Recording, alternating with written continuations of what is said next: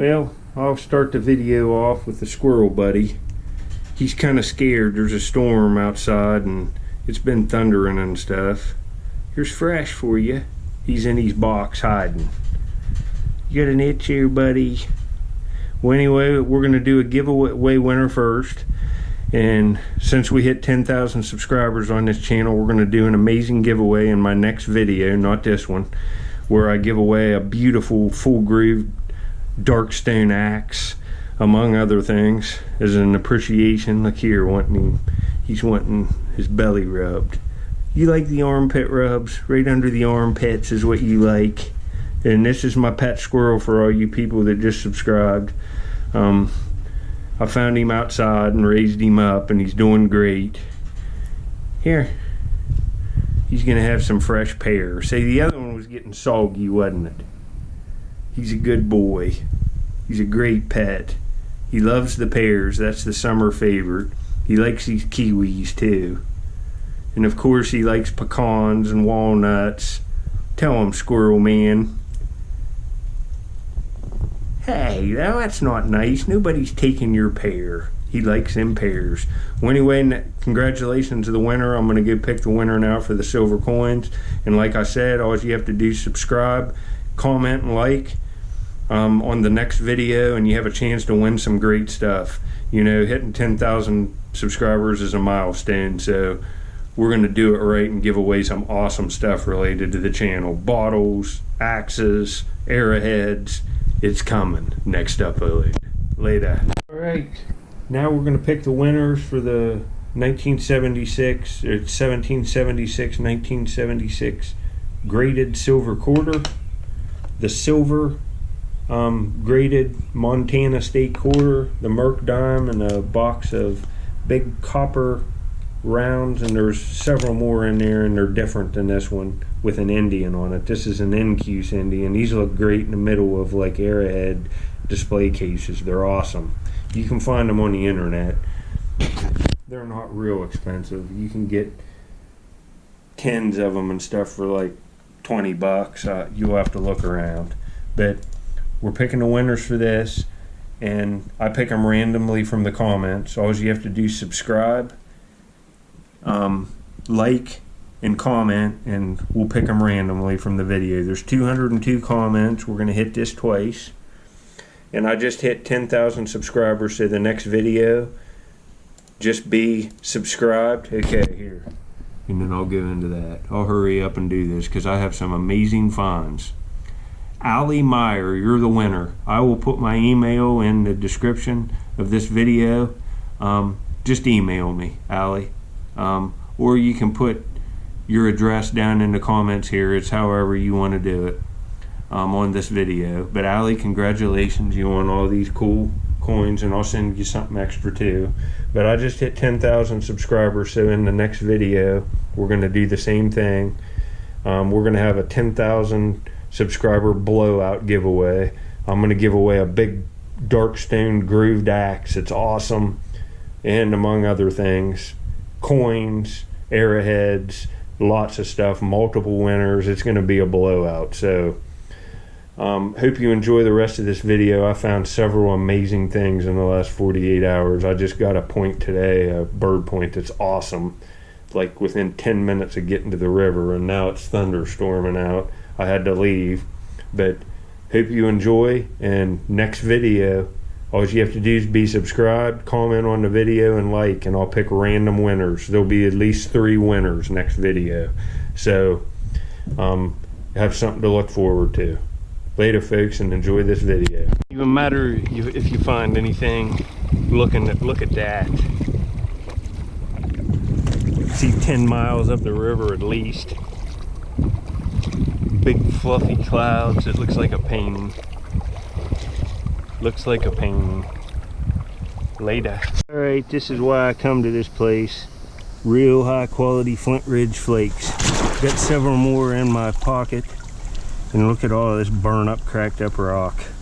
I have potential in here. I've sifted here a good bit in the last month or two. So, but right here below this cut bank, all the stuff's laying right here. I'll get back if I see anything nice. Later. Just got something. It's a shame it's going to, there's flint in every one of these screens. Look at this. But I got a little facet piece of hematite and it's awesome. It's right here. There's another little tiny flake. There's a storm front blowing in and I'm gonna get rained out. As soon as the thunder starts, I'm gonna have to, but this is a perfect piece of faceted hematite. I mean, it's just completely exhausted. Look at that smooth facet. Look at them facets. Look at it. It's just all, it looks like a mirror. It's so shiny. Look at it. That's pretty nice. They rubbed these on pieces of sandstone, and look in my pocket here. Hold on. This might be one of the stones they rubbed. I didn't film this because I'm trying to find stuff. Look at the engraved lines in it. And there's, see that one? Let me put this on my head here. Look at this. It fits right in that groove. I mean, fits right in it. And I found it right in the same area, and it's falling right out of this bank. Who knows? I'm not saying it is, but it sure looks like it. And that's manipulated by man, ancient man. These lines definitely are. This is probably where they were getting the paste, and this is smoothed in there. They could have been rubbing it there and rubbing these edges right on this stone. You can see the place right here. I'm not saying that is, but I found a lot of hematite in here, and that groove sure fits this. You can see it fits right in there. That's what they were doing, rubbing this hematite. You can see how red it is. It made a paste and they painted stuff with it. That's pretty cool. Later, you will be looking at, this is what I looked at these pieces on. It's a real good microscope.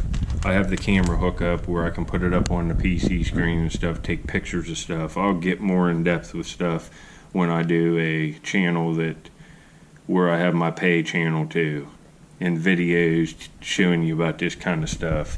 It's just a little bit too in depth to just put in on YouTube videos, in my opinion. It'll make the videos extremely long, and I'm here to find stuff. But the next pieces you will see, I looked at it on this. The piece of hematite fits right in the grooves. One of them fits in the angle on one side, and then another edge fits in the angle on the other side. It's definitely an associated piece. I'm also alright, here's a point I'm hoping to find a tip to. I found in the same area. I'd say the same guy made it. It's an Amos, but right here's one that has a peach colored tip and a way lighter, almost white base. And I found the base first, and you can see how the break is. It's popped apart. It might be fire popped. I don't think that's a freeze pop. It could be. But then, later on, I found the tip. And I found both of these on my channel at some point. And I looked at that, and the reason why I knew what it was is because I look at all this stuff under a microscope, and I remember the pieces. Every piece I find, I pretty much cherish. I love this stuff.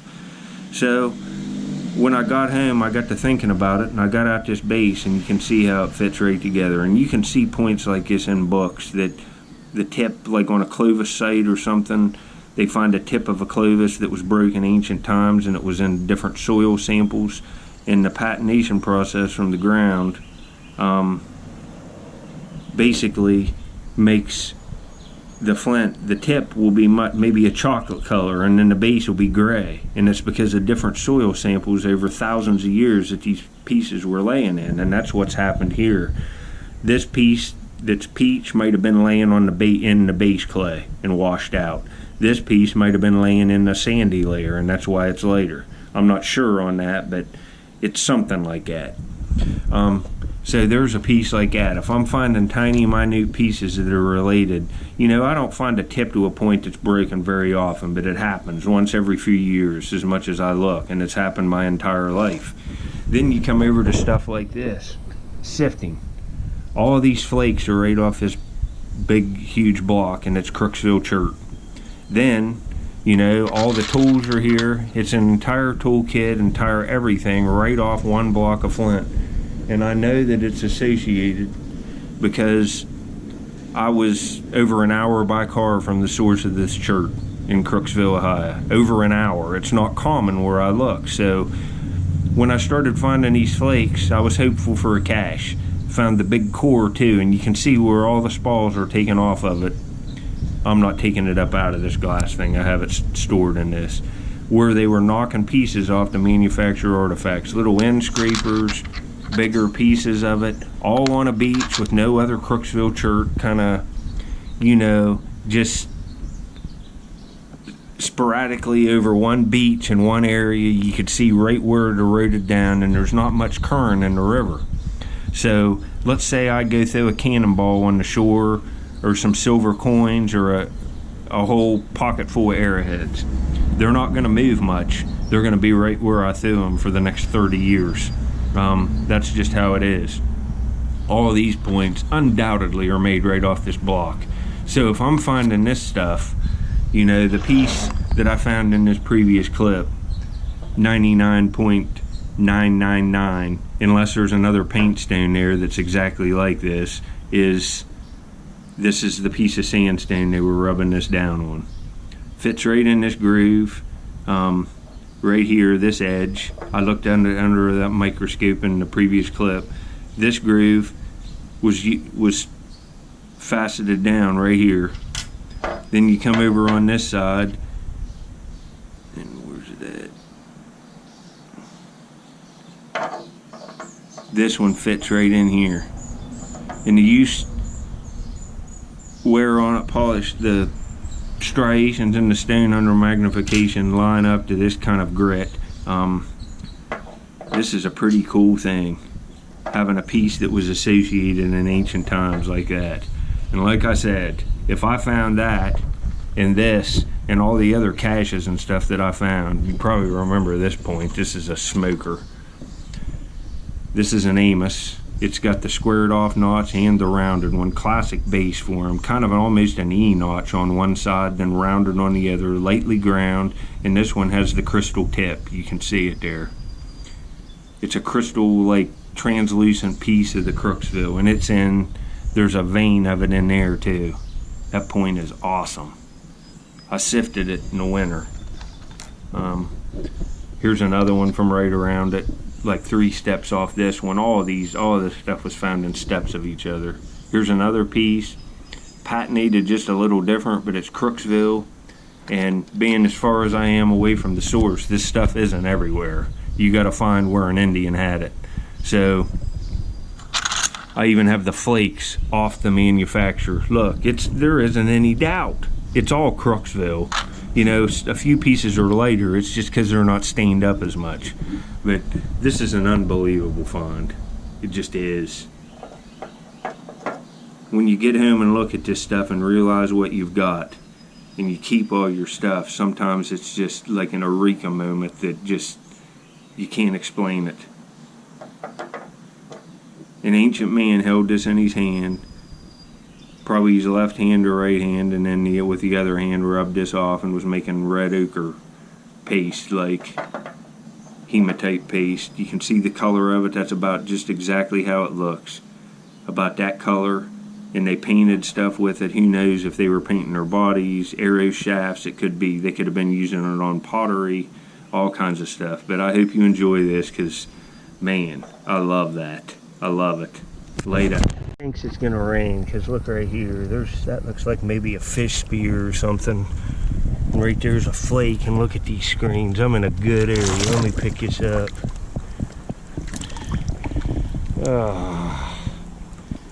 Broke. Look at that. Probably popped apart on that inclusion there, but it looks impacted, don't it? See the flake coming down? That would have been a nice little point. Real ground. I would call that a fish spear. And it's made out of that green stuff. It's almost like Crooksville with these orange spots on it. The iron deposits leaching out of the stone. You know, that would have been straight sided and then come up to a little tip. You can see it kind of looks like a fish with a tip on it. That's a fish spear. Would have been a nice one. 6,000 years old anyway. A little older than that too. That's a shame. Later. At this nutting stone, there's just holes all over it. This side's mossed up, but it's got, you can see little punched ones in it. Oh, look here. Here's another one. And there's rock out in the water here. I'm gonna have to look at them. Look at these rocks out here. Some of these might, ow. I'm gonna have to look at some of these. I'll get back if there's more. There's two right there, a nice one. I'm gonna have to get out of here. Right in here is where I found that broken paleo stem lance and that red and white tip off that phenomenal point that's broke. I was gonna sift in here, but it's all filled in with like stuff leached into the holes, and it looks toxic and it smells. Something's been dumped over the bank here, and I don't have gloves, and I cut my hand there feeling around for them more nutting stones out in the water on a zebra mussel. They're real sharp. See, it's all sliced open. I'm gonna have to go home and get that sliced clear down into my finger. These things are razor sharp. It was on a rock and I went like that and it sliced me, but I'll super glue that. It's all right, but I don't want to stick my hands in the water no more around this area. There's industry here, and there's definitely chemicals dumped over the bank. But you can see the waves and the wind. I'm just gonna beat the storm if I leave now. But we got that one big nutting stone. I couldn't bring the other one with the hole that big. I hid it in the bank, and I'll get it the next trip here. Didn't want to tip my boat over, but I'll be back out tomorrow. I got a few finds on this one. The nutting stone's awesome, and that paint stain with that little piece of sandstone is pretty nice. It's a shame on the fish spear, but we got stuff fixed. Later.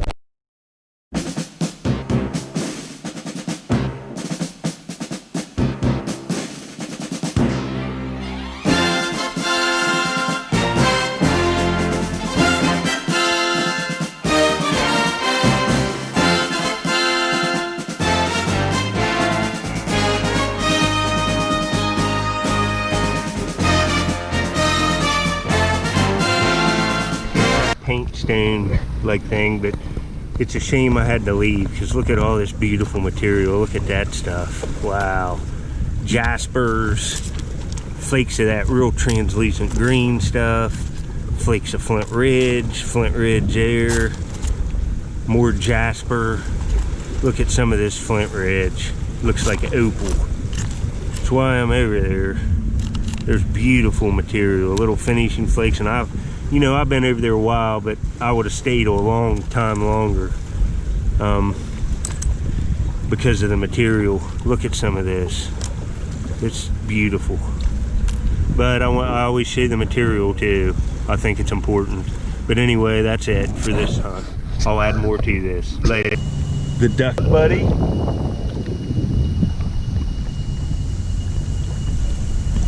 What's up, guys?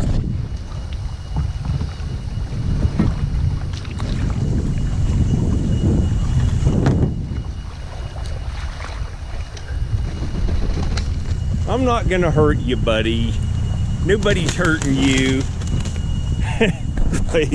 The hard work's paid off. I just got here. This is maybe my fourth screen, and I've got a Flint Ridge Riverton point. And I mean, I was gonna go to the place where I found the awesome paint stain and the abrader yesterday, but it's just black upriver, and I can hear thunder and lightning in the distance. And man, right at the base of this bank, oh man, and this is a place I've hunted since I've been a little kid.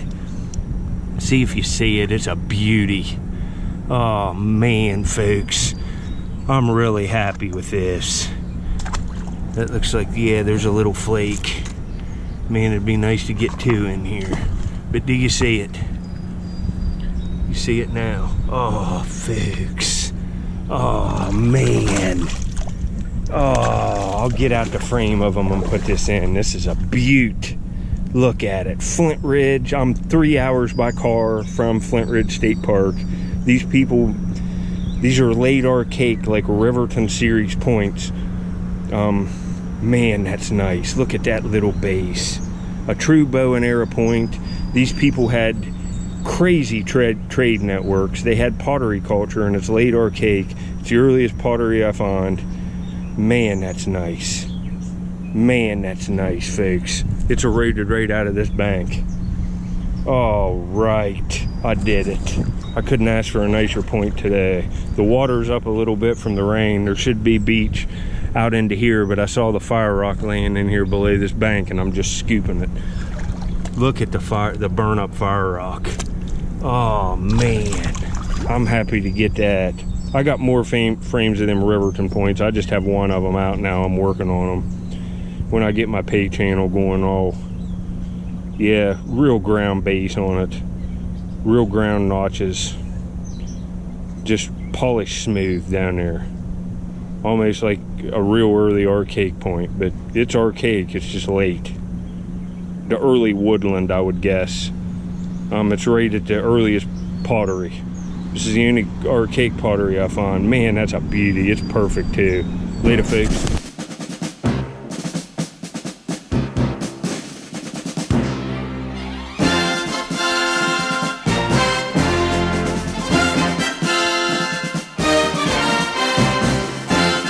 Screens. All of this rock's Indian. I'll show you where it's coming out of the bank, but look. Jewel grade flint ridge. I thought that was a point at first, but it's not. Piece of that green and another flake of white, and I'm 3 hours by car from the source of this flint, like I said. Man. But right in this bank here, you can see how much earth's above me. See the fire rock right here? You can see the occupation layer. It goes, there's more rock right there. There's some sticking out there. It's right in here. I'd say 5 feet below the surface of the ground.